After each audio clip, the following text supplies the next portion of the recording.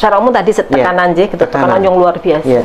Tapi saya ingin mengatakan begini Bapak, kami itu acap kali di forum-forum yang kita bicara tentang kondisi kegawat daruratan, dalam hal ini bunuh diri atau melukai diri gitu, kami itu selalu memberikan warning untuk kita bersama bahwa bunuh diri atau melukai diri itu menular.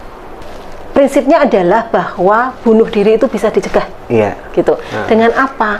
Dengan peka terhadap hal-hal yang itu sudah menunjukkan tanda-tanda menuju bunuh diri.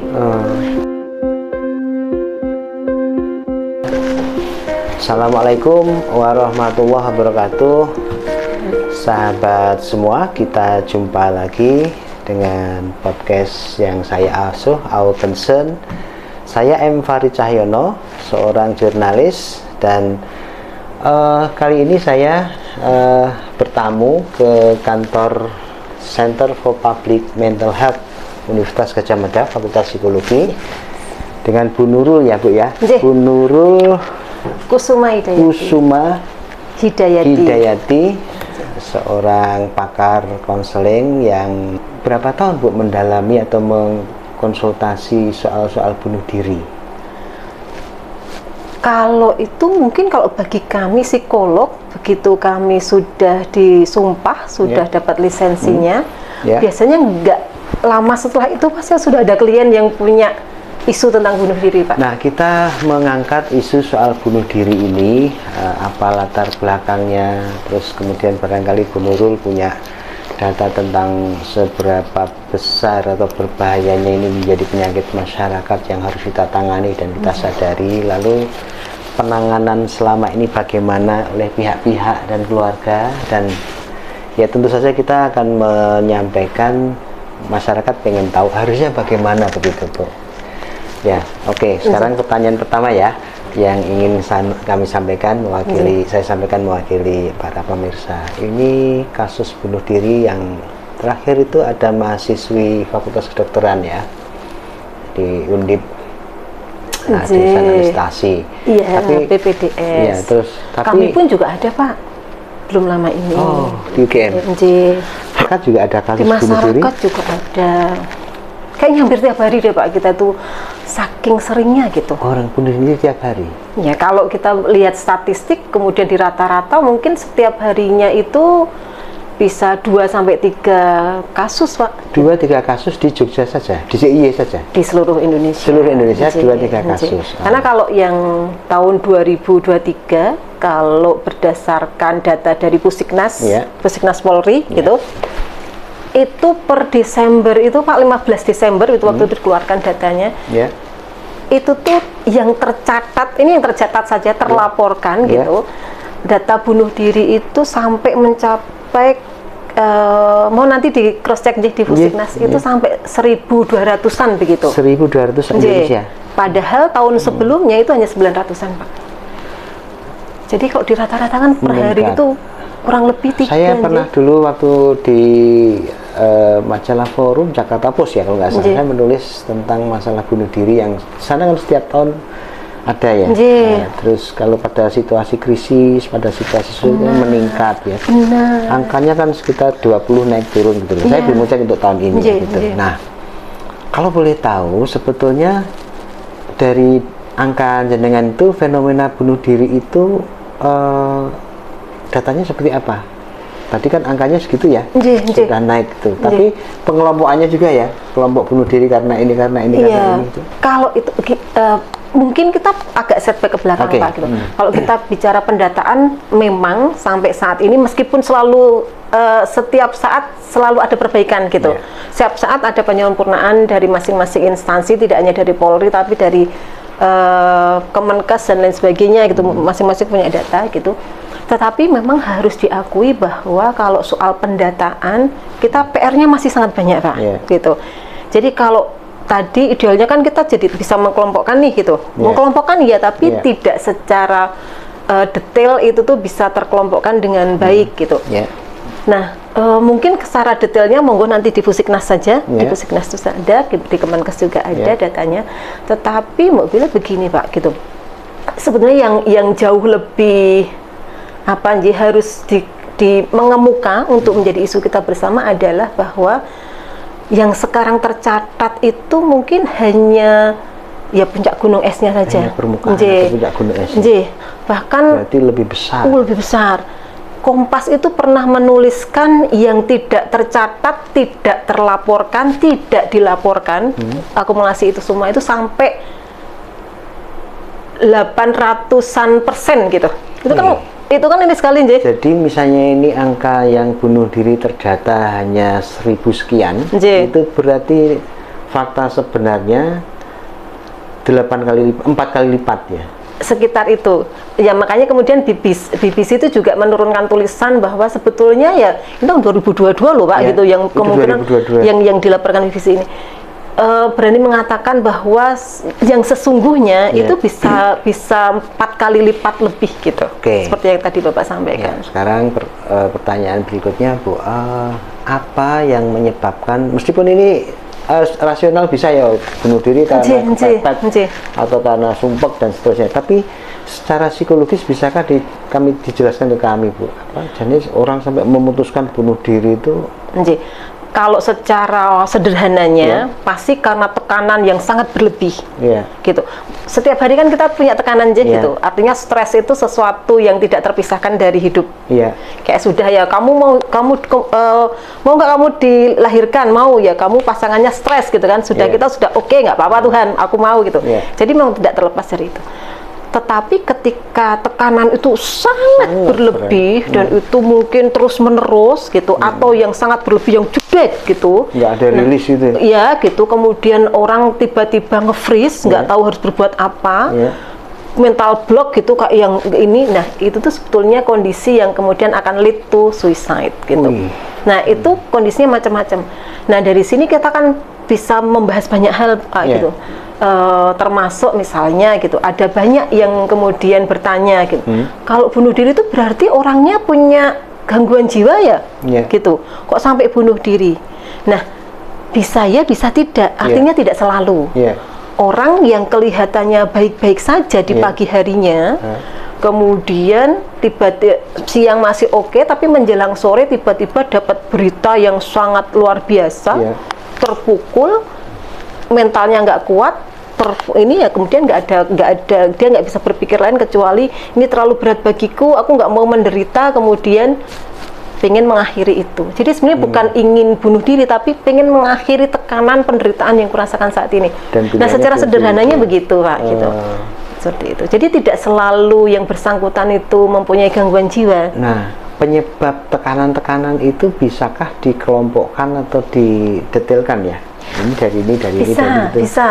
Bisa tekan berbagai macam aspek Pak, gitu. Mulai dari aspek ekonomi, ekonomi susah, cari makan susah, bisa gitu. Tapi artinya itu tidak bisa menjadi satu faktor tunggal, tidak bisa. Pasti ada kontribusi dari aspek lainnya. Apa gitu. itu? Misalnya aspek sosial. Dia jadi secara sosial juga jadi tertekan, dibully atau dia merasa merasa disisihkan atau dianggap level yang ini nggak pantas dan lain sebagainya. Kemudian nanti aspek jadi psikologis. Tekanan dari keluarga pun juga bisa. Tekanan ini menarik Bapak langsung ke ininya. Ini menarik sekali. Ini menarik sekali. Iya, ini menarik sekali Pak Farid gitu. Karena di penelitian kita itu bisa bukan mengakses, tapi kalau itu kayaknya juga diberitakan di BBC. Itu ada yang nama asosiasi yang namanya INEPS Pak, Indonesian Association for Suicide Prevention. Gitu. Nah, di sana itu di hasil penelitian itu salah satunya menyebutkan bahwa kalau kita bicara bunuh diri, ada beberapa faktor penting. Nah, faktor yang dua di atas itu faktor keluarga dan faktor agama, Pak. Luar biasa aja gitu. Nah, faktor keluarga ini dan juga faktor agama itu ternyata bisa menjadi faktor risiko yang paling signifikan, tapi juga bisa menjadi faktor protektif yang paling signifikan. Jadi kalau bagaimana agama dan keluarga bisa merupakan faktor yang bisa menyebabkan? Karena ternyata Bapak gitu, kami kan di CPMH salah satu yang menjadi fokus utama kami adalah kesehatan mental di setting keluarga, gitu. Nah, kami tuh mendapati bahwa segala persoalan yang ada, Pak, permasalahan yang ada, itu ujung-ujungnya kalau diturut, itu tuh di keluarga, Pak. Keluarga menjadi akarnya. Ya, jadi, banyak itu. Jadi kalau kita keluarga bicara yang tidak bahagia, keluarga yang berkonflik, gitu. Keluarga yang tiap hari tekanannya tinggi sekali, Pak. Bisa dibayangkan anak yang anggota keluarga yang ada di hanya status keluarga sosial seperti rendah itu. yang mengalami tengah, tinggi, Tepat. Seluruhnya. Sementara orang kaya pun bisa bunuh diri. Orang tengah juga. Yang kelihatannya di sangkar emas gitu. Bisa kalau gitu, karena faktor keluarga itu ada tekanan, ada konflik yang tidak bisa Nah, sekarang kalau agama cara menjelaskannya gimana? Nah, agama menikah, Pak, ini menarik. Di penelitian itu juga disebutkan begini. Ternyata, Bapak, banyak orang yang kemudian sebetulnya sangat ingin bunuh diri kalau tekanan yang luar biasa, baik itu tekanan yang akut maupun kronis gitu, yang tidak selesai-selesai gitu. Tetapi karena dia mengingat faktor agama, aku berdosa, konsekuensiku nanti aku masuk neraka dan lain sebagainya, dia mengurungkan. Dari sisi itu agama positif mencegah. Faktor protektif. Nah, makanya kemudian itu juga ada saran begini. Aspek agama ini hendaknya bisa kita mainkan sama seperti kita memainkan aspek agama ini ketika kita melakukan kampanye vaksinasi. Itu juga ada di situ gitu. Artinya ketika dijelaskan dari ini loh urgensinya dan lain sebagainya, itu kemudian orang baiklah gitu.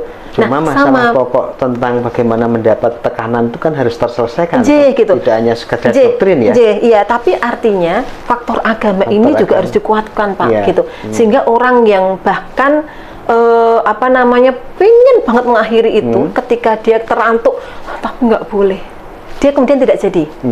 Yang sebenarnya ini mirip dengan, kan kalau kita bicara bunuh diri sejak kapan? Bunuh diri itu bahkan Siti Maryam kan juga punya pikiran bunuh diri, Pak. Gitu. Ketika beliau mau melahirkan, dibully habis-habisan sampai kemudian menepi keluar. Siti Maryam gitu. Dalam Bible dan Quran ya. Gitu. Iya.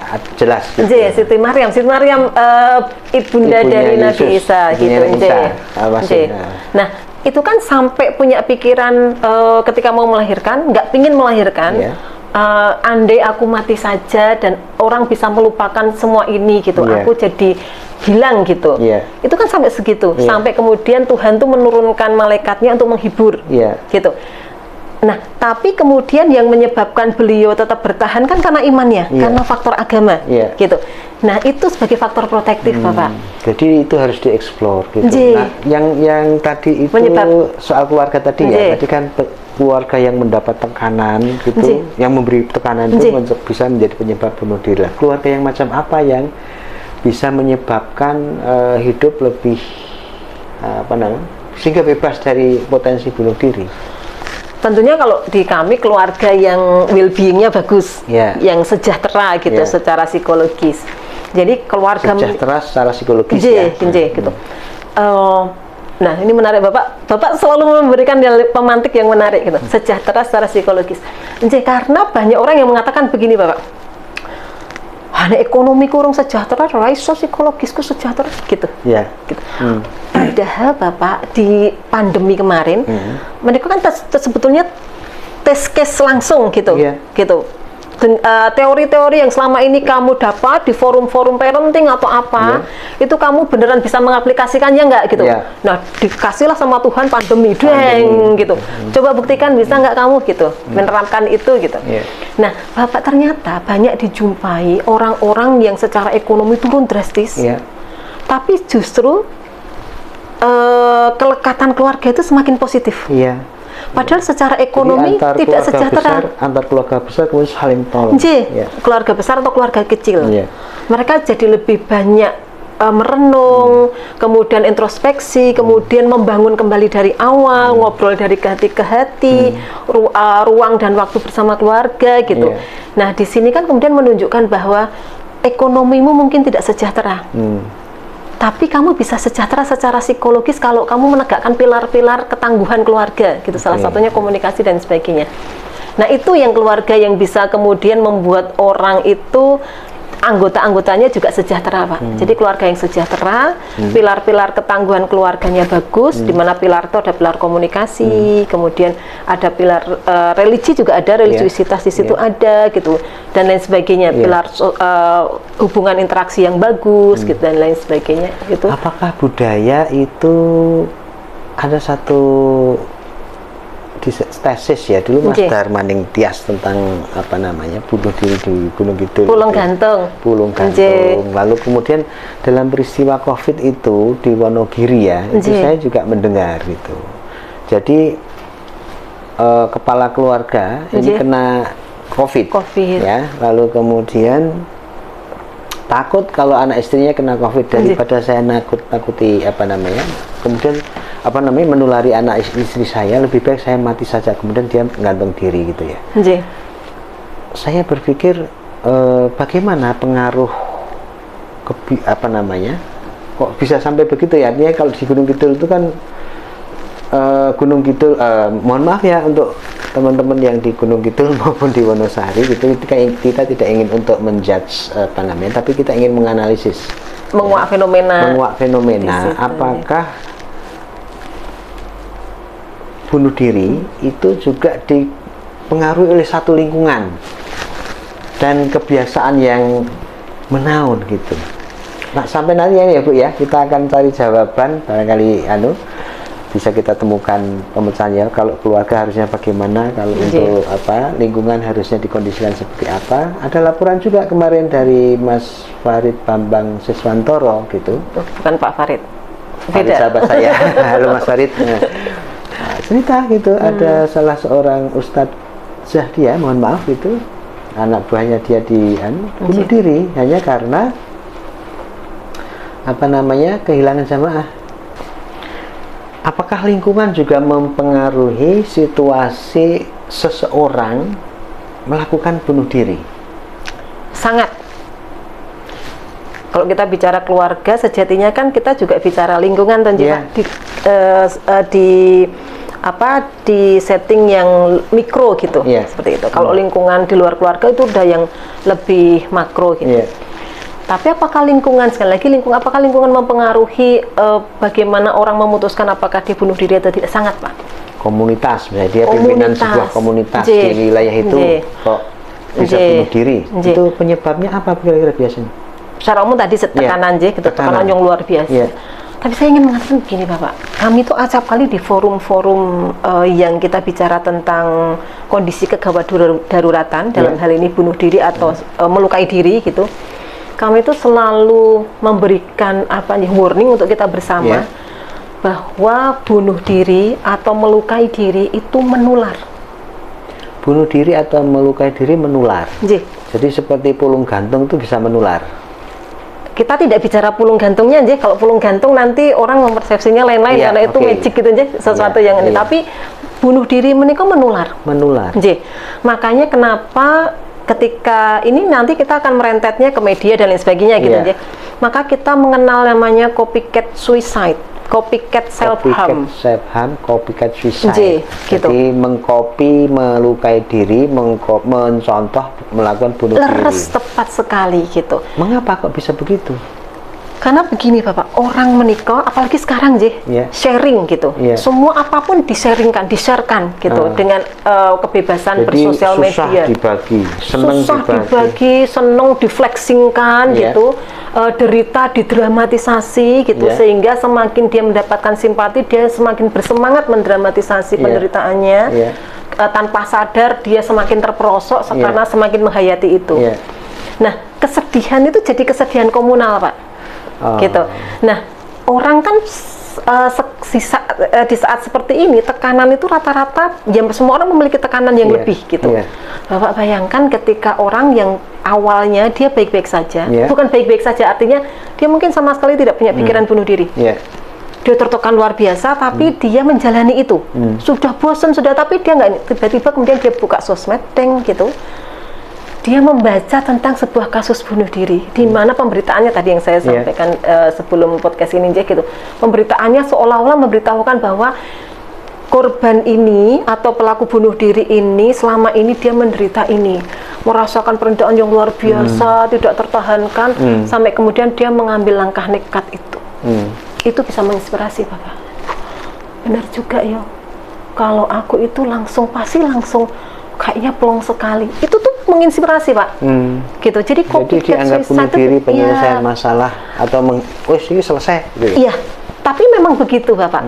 Jadi memang bunuh diri menikah kan kalau bagi sebagian orang itu merupakan pilihan, gitu. Apalagi kalau di luar itu kan merupakan hak asasi yang harus kita hormati, gitu. Jadi bagi teman-teman gitu yang kemudian memutuskan melakukan itu, kalau kami psikolog, kami sangat paham Pak, gitu. Di kondisi dia yang seperti itu, dia merasa sendiri, tidak akan ada orang yang bisa menolongnya, tidak akan pernah dia keluar dari situ, maka pikiran dia satu-satunya untuk merasa plong, itu bunuh diri. Itu sangat bisa dipahami sebetulnya. Jadi masalah apakah kalau sesudah mati bunuh diri masuk neraka atau bebas atau apa, itu sangat berpengaruh di dalam pengambilan keputusan. Nah, kembali ke lingkungan tadi Bapak. Kalau lingkungan kemudian mempunyai persepsi yang sama atau menularkan persepsi yang sama, menularkan nilai-nilai yang sama, let's say katakanlah bunuh diri itu memang pilihan, itu plong banget gitu. Ya, tapi itu pilihan kan, habis itu kita nggak bisa ngapa-ngapain lagi gitu. Tapi orang kemudian jadi atau ketika di lingkungan itu ada orang yang bunuh diri, meskipun tidak ada pembicaraan, orang akan merenung, orang yang sebetulnya nggak punya keberanian akan merenung, oh dia berani ya, oh mbak itu sekarang udah bebas, sudah lepas gitu, kapan aku bisa berani seperti itu? Itu bisa. Kan ketok tular Pak, gitu. Artinya memang lingkungan yang dimana di situ ada share nilai, share pengalaman dan lain sebagainya, itu akan mudah men-sharekan hal-hal seperti kondisi kegawat darurat. Kalau kembali ke tadi awal ya, ini penyebab bunuh diri yang sekarang itu meningkat, itu kecenderungannya meningkat ya, data nanti kita cek lagi. Itu yang pokok sebabnya apa?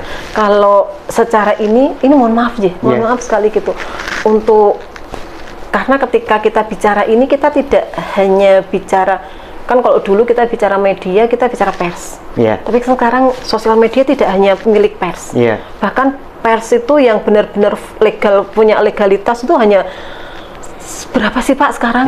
Sekarang sosial media dikuasai oleh siapapun, gitu semuanya. Nah, kalau sekarang kita bertanya, sebetulnya fenomena ini kenapa sedemikian dahsyat berkembangnya gitu.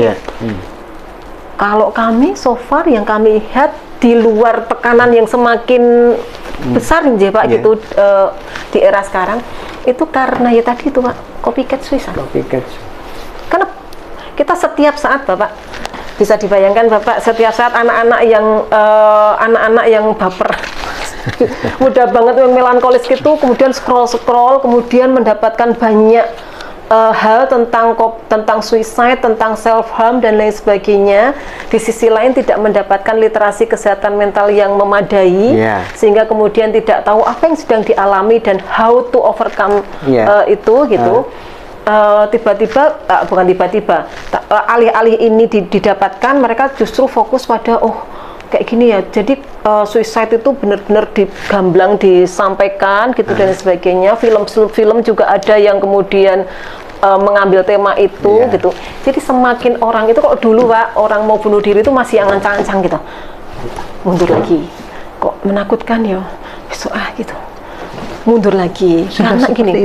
Nah, tapi kalau sekarang kan sudah yang mencari semakin berani yang menurut gitu, ini kayaknya kalau ini nanti gitu. Bahkan kami itu pernah mendampingi klien yang sebelum dia bunuh diri gitu, dia itu survei dulu Pak, dan biasanya orang bunuh diri melakukan survei ini.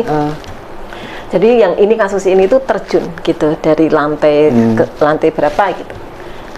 Dia itu sudah bertanya, ini kalau terjun dari sini kira-kira mati nggak ya gitu. Apa sih kamu? Oh matilah gitu. Nek nggak mati, ya paling patah-patah tulang. Oh gitu. Dia udah mengukur gitu. Oh kalau aku terjun dari sini kemungkinan besar mati, posisinya begini gitu. Itu dia survei dulu. Sama dengan obat. Ini kalau mau OD berapa gitu. harus berapa dan sebagainya.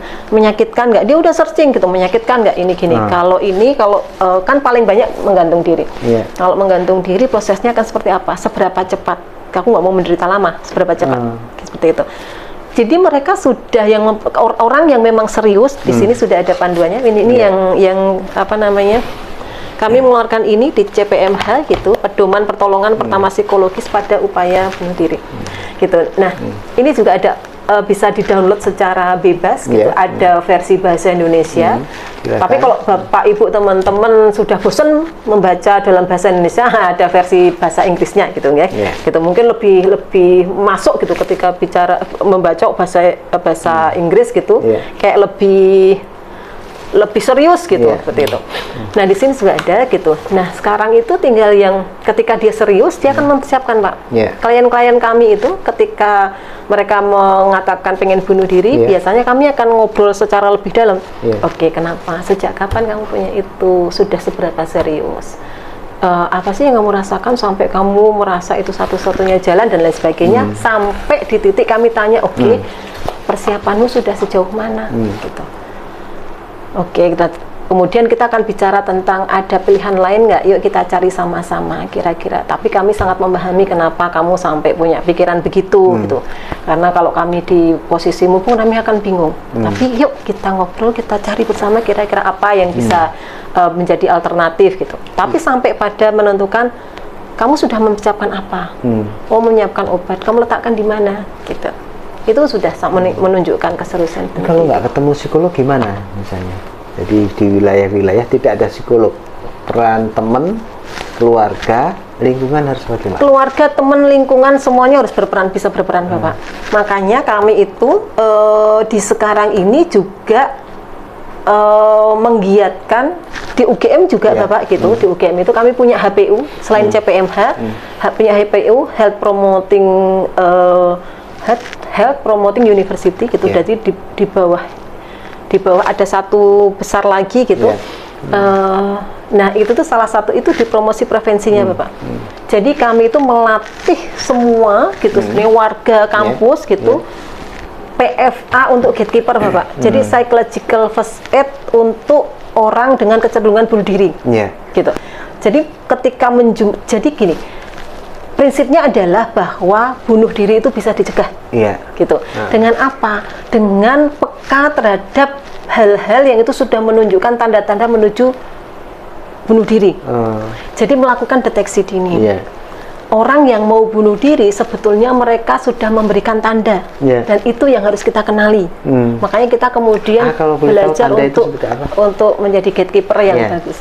Tanda-tanda itu secara umum mirip dengan kalau kita mengenali untuk masalah kesehatan mental atau gangguan mental gitu. Misal terjadi perubahan yang drastis gitu.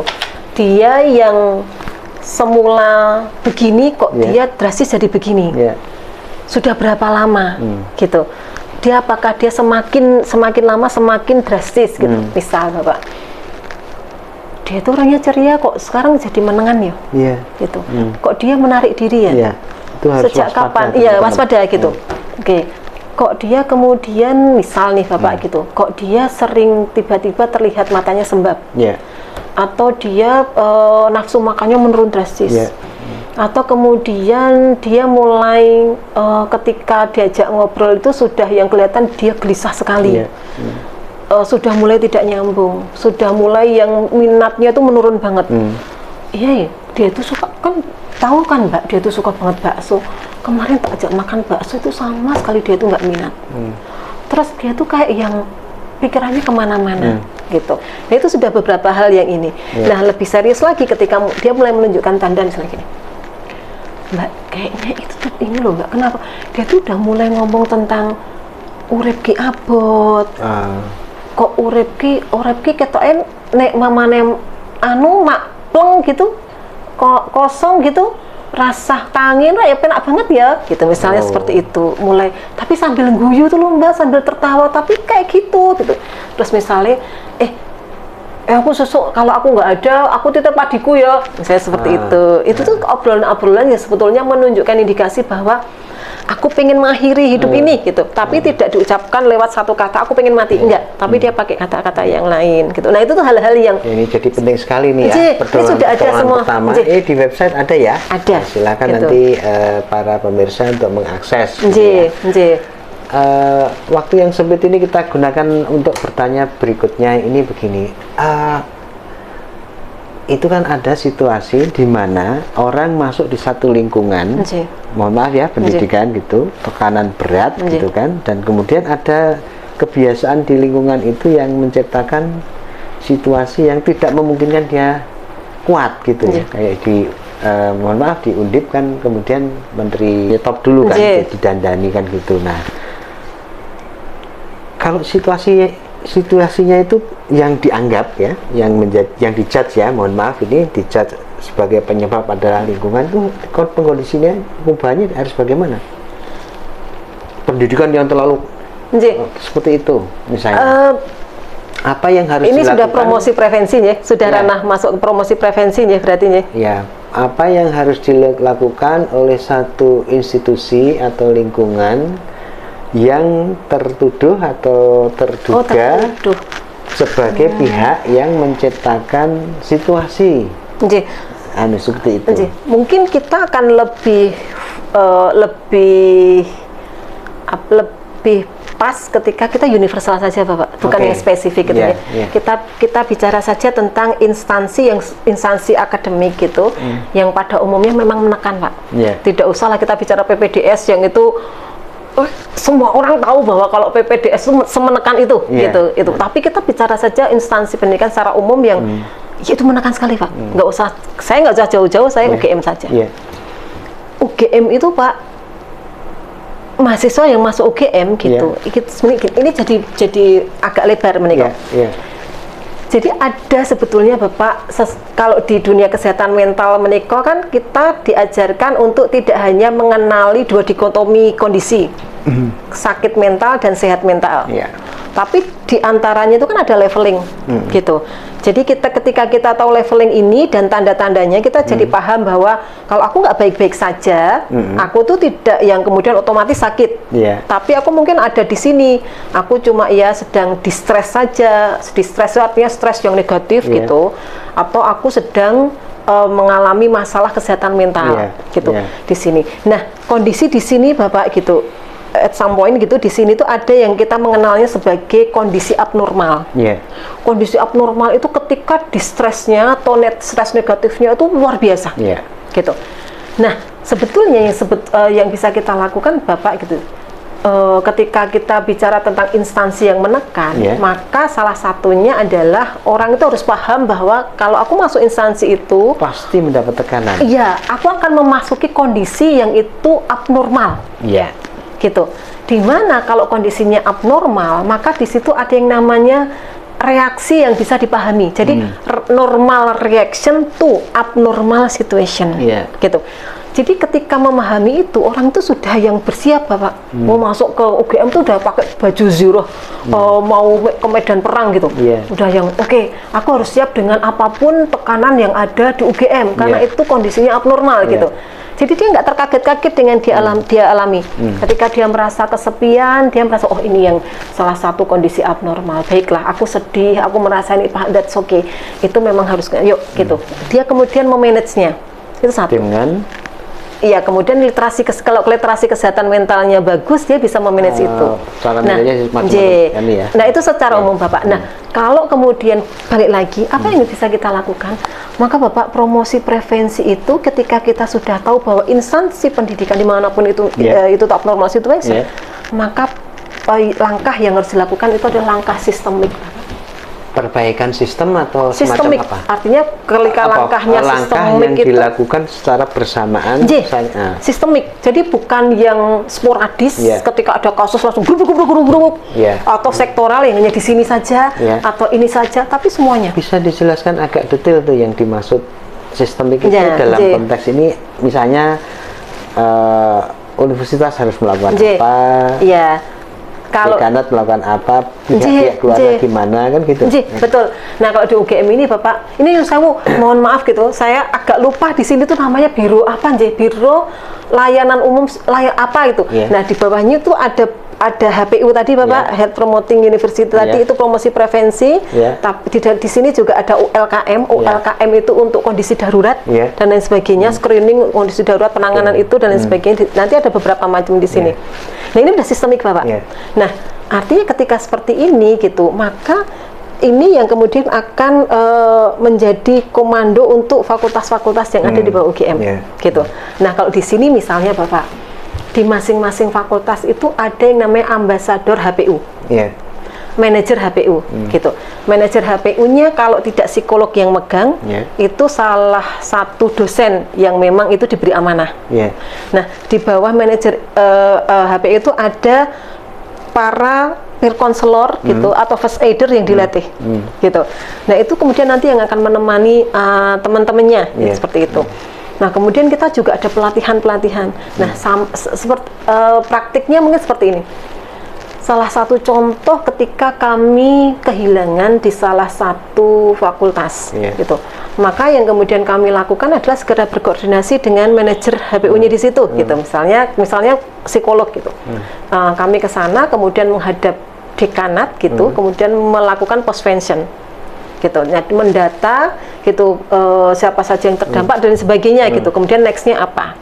Nah demikian juga Bapak ketika ada kondisi darurat gitu, mahasiswa itu tahu karena ada sistem ini gitu, dia tahu gitu, informasinya sampai ke mereka karena disosialkan terus menerus gitu.